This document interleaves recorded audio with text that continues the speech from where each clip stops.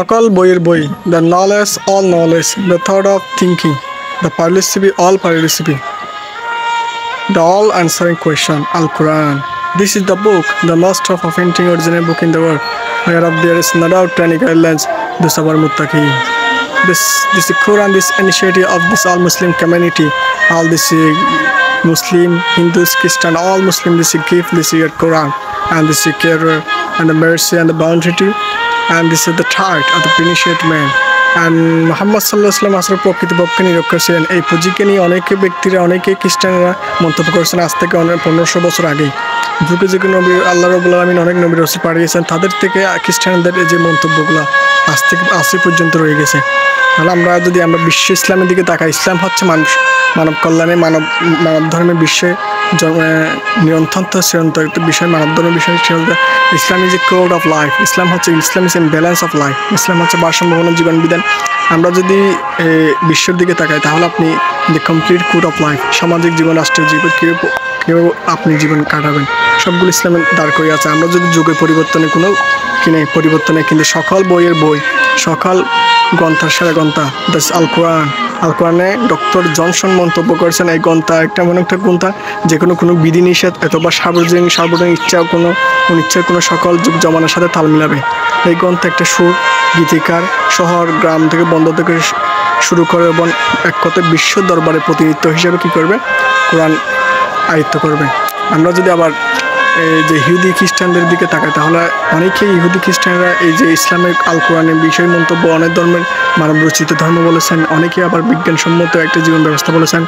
আমরা যদি এই কথাগুলোর সাথে যদি মন্তব্য করি তাহলে আধুনিক কালে যারা দার্শনিক ছিল তাদের মধ্যে অন্যতম হচ্ছে ডক্টর মরিস বুখারি।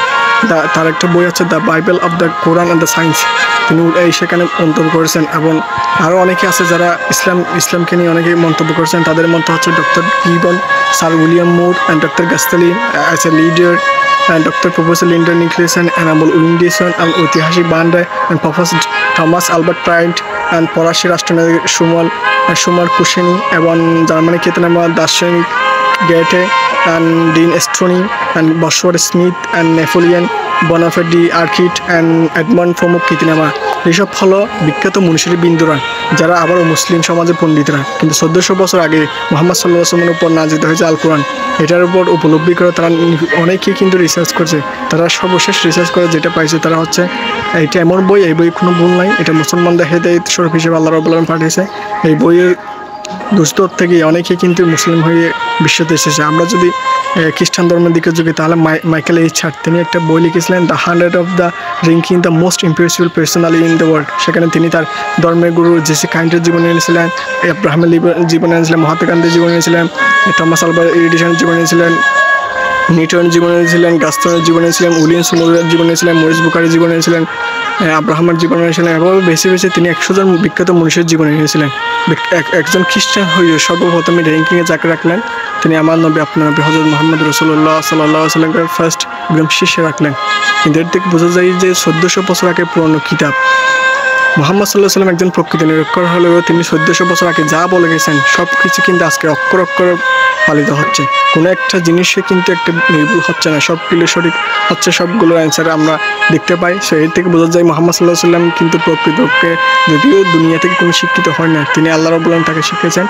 অ্যান্ড তিনি কিন্তু কোনো সাধারণ মানুষ নয়, তিনি অবিসংবাদিত মানব হিসেবে দুনিয়াতে আল্লাহ রাব্বুল আলামিন তিনি পাঠিয়েছেন।